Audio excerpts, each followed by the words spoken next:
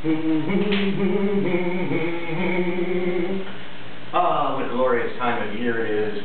The sun is shining, we're coming up on our nation's birthday, we get to play with sparkly things, but as pretty much every holiday has, there are dangers for your pets that you want to be aware of and kind of be able to take care of and prevent any kind of major injury. I'm Dr. Brian Langlaw, the medical director here at the Humane League of Lancaster County, and I'm going to talk to you a little bit today about the 4th of July fireworks, and with fireworks comes noise, sparkling lights, scary sounds, scary situations.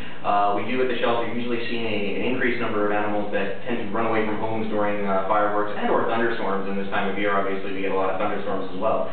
So I'm going to talk a little bit about that as far as things you can do to help prevent those sorts of things, sort of get into your animal's head a little bit and kind of show you what they may be thinking so that we can try to hopefully prevent any of those escapes and things of that nature. So let's start with sound phobias in general, and usually this is more cats and dogs equal as far as the sound phobias go, obviously with the risk of running away. Usually it's more of a dog issue than a cat issue.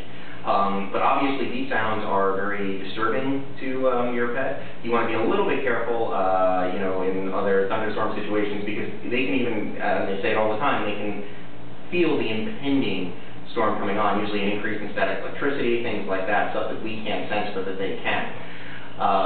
A lot of people sometimes think that, you know, they have to always be with their animal and be there and calm them and pull them out from under the bed and things like that, and sometimes that's not really the best way to go. You want to think of it from an animal perspective, and basically if all an animal does when a thunderstorm comes or there's fireworks or things like that that are going on, if they just run and hide in a closet, under the bed, things like that, that's really not bad. You don't need to medicate something like that per se, or treat them with anti-anxiety. Anti-anxiety is not necessarily going to hurt in that situation, but from the animal's perspective, what you have to remember, what they think, and what you have to remember is they're going to go into that spot and they're going to say, okay, I go under the bed, I go into the closet, and this goes away. And that's not really harmful to them. They feel secure there, it's a secure spot. They know in their head, from, you know, action, reaction, I go in here, then the bad stuff goes away. So you don't necessarily always have to jump to medication. You don't have to pull them out and try to cuddle them all the time, because sometimes that can just make them more nervous. Your anxiety and nervousness over them being nervous perpetuates the situation, because they pick up on that, and sometimes taking them out of that comfort zone can actually make things worse, because then they're not where they feel safe and they're not exactly sure what's going on. If you are looking to potentially medicate, you know, there's been some research recently and some thinking that really just sedating the animal is not really doing a lot. So there are drugs out there like acepromazine, you know, some others that are commonly prescribed by veterinarians for sedation effects, sometimes during thunderstorms and fireworks and such like that.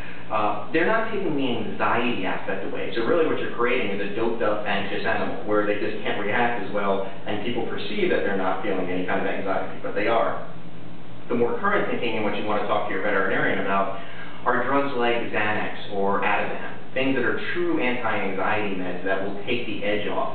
You know, as it is, if you or I were taking them, or if they prescribe them, usually with oral meds, there is a lag time until it takes effect. So if you know a thunderstorm is coming, if there's a thunderstorm warning all day, or you know that there's going to be fireworks or something like that going on, you want to give these drugs maybe an hour or so beforehand to allow them to really reach peak effect when things are going on. So that's, you know, important to know.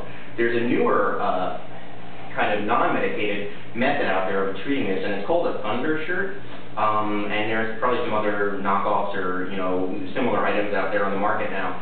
And the theory behind this is really that by putting on a really tight shirt, I would demonstrate it, but there's apparently something about me wearing very tight clothing that goes against the Constitution's cruel and unusual punishment clause, so I will spare you that. But using those supposedly acts on pressure points in the animal, and going back to, you know, homeopathic and Chinese medicine and stuff like that, it is very important to kind of incorporate those into modern medicine. And the theory is that these pressure points actually produce a calming sensation in the animal. I personally have not had experience with them in a shelter. Obviously, we don't use them that often. Some vets say they work, some vets say they don't. So you want to talk to your vet, you may want to try it by trial and error, see if it works for your animal. You know, sometimes animals, you know, just doing acupressure on them. If you want to talk to a vet that's more, you know, inclined in that area, maybe there are some techniques you can use in an impending storm to induce calmness in your animal without having to go to medication. But, you know, if you do use medication, you want to remember it's really designed for those animals that just tear at doors, tear at screens, just run around, try to get out, things like that, where they cannot calm down. Those are the ones that you really want to focus on and have those animals taken care of. So, you know, kind of summing up, you want to make sure that you know your animal before you necessarily jump to medication, or know what your animal is doing, so you can also talk to your veterinarian about these things, and they can kind of guide you in the way you want to go.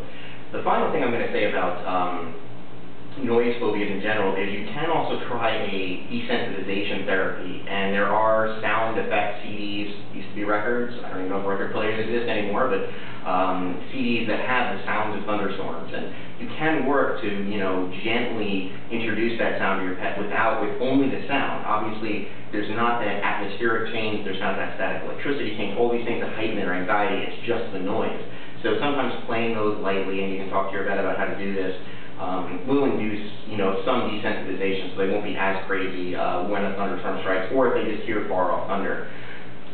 The final thing I will say about fireworks is remember that, you know, it's great for you to be out there enjoying the explosions going off and stuff like that. You want to make sure that you have your pet fairly secured as well, because I have seen this happen where, especially with Roman candles, large ones, well, you stick that down, that's great, you're waiting for it to go off. Your dog, and usually it's labs because they're just good at this, she says, oh wow, that's a stick I can go grab my mouth and run off with. And I have seen animals get injured, especially in their mouths, by going to grab fireworks that have not exploded yet because they haven't come through the fuse, thinking that it's a toy or something like that. So you want to, you know, you would keep kids a certain distance away from where things are being set off. You definitely want to keep your pets away as well, or tethered, or make sure that there's no risk of injury to them.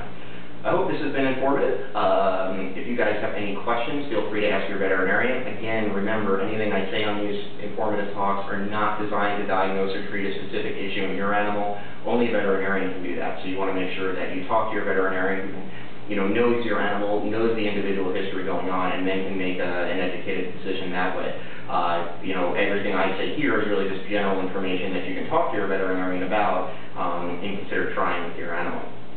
As always, if you guys have any questions, feel free to email me at BLANGLOIS@humaneleague, HUMANELEAGUE.com. I'll be happy to answer anything. If you guys have topics that you might want to hear discussed, or have questions you might want to have answered, I'll be happy to do another shelter vet segment and help you guys out with it. And in the meantime, everybody have a really safe holiday. Enjoy the time out. It should be beautiful, at least where we are on the East Coast for it. And I'm going to go find myself some more sparklers to play with.